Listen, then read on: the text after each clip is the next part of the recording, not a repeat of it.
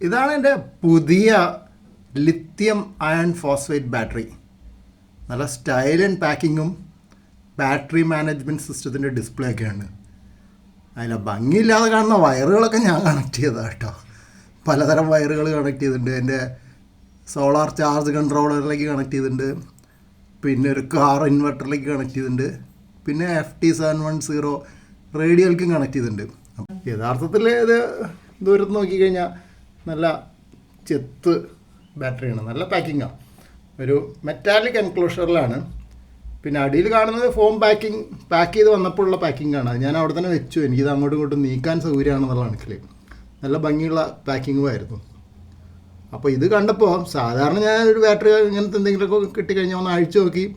ഇപ്പോൾ പ്രത്യേകിച്ച് lithium ion phosphate battery ആണെങ്കിൽ അതിൻ്റെ ഉള്ളിലെ കംപ്രഷൻ എങ്ങനെയാണ് ചെയ്തിരിക്കുന്നതെന്ന് അറിയേണ്ട ഒരു കാര്യമുണ്ട്.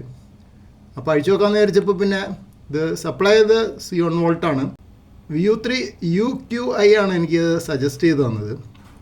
അപ്പോൾ ഞാൻ ഇത് സപ്ലൈ ചെയ്ത ആളെ വിളിച്ച് പറഞ്ഞു, വെറുതെ അത് അഴിച്ച് മോശമാക്കണ്ട, അതിൻ്റെ ഡീറ്റെയിൽസ് ഞാൻ തന്നെ അയച്ചു തരാം. ഇപ്പോൾ അങ്ങനെ അതിൻ്റെ സ്റ്റെപ്സൊക്കെ എനിക്ക് കുറേ ഫോട്ടോസ് അയച്ചു തന്നിട്ട് അത് ഞാൻ കാണിച്ചു തരാം.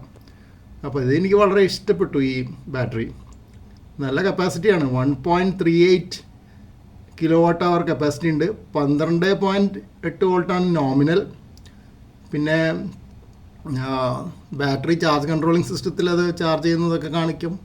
എല്ലാം വളരെ നന്നായിട്ട് കാണുന്നൊരു സിസ്റ്റമാണ്. ചാർജ് ചെയ്യുന്നതും കാണിക്കും, ഡ്രെയിൻ ചെയ്യുന്നതും കാണിക്കും. നമ്മൾ ഓരോ റേഡിയോ ഉപയോഗിക്കുമ്പോഴും ഫാൻ ഉപയോഗിക്കുമ്പോഴൊക്കെ അതിൽ കാണിക്കും. അതാണ് ചാർജ് കൺട്രോളിങ് സിസ്റ്റം, അതായത് ബാറ്ററി മാനേജ്മെൻറ്റ് സിസ്റ്റം. ഇതാണ് ആ ബാറ്ററിക്ക് അകത്തുള്ള ഇൻഡിവിജ്വൽ സെല്ല്, 4 ഉള്ളത്. അപ്പോൾ ഒന്നിൻ്റെ വോൾട്ടേജ് 3.2 വോൾട്ടാണ് nominal voltage. Capacity 105 ampere hour. Positive ടെർമിനലിൻ്റെ ഒരു ക്ലോസപ്പ് വ്യൂ എടുത്തതാണ്. 4 സെല്ല് ഒരു കംപ്രഷൻ സിസ്റ്റത്തിൽ മെറ്റാലിക് കേസാണ് വെച്ച് ടൈറ്റാക്കിയിട്ടുള്ള അവസ്ഥയാണ്.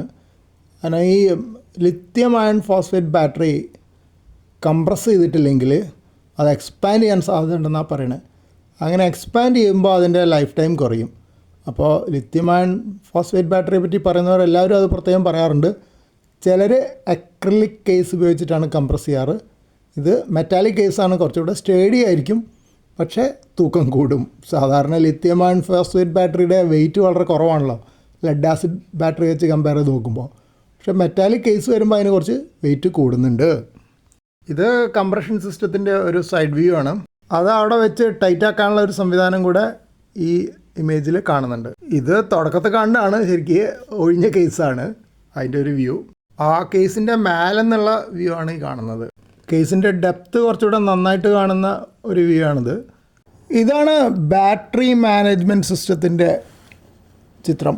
അതിൽ നിന്ന് വയറുകൾ പോകുന്നത് കാണാം. ഇതിൻ്റെ ഡിസ്പ്ലേ ആണ് നമ്മൾ ഏറ്റവും മുകളിൽ നേരത്തെ ആദ്യത്തെ വീഡിയോ ക്ലിപ്പിൽ കണ്ടത്.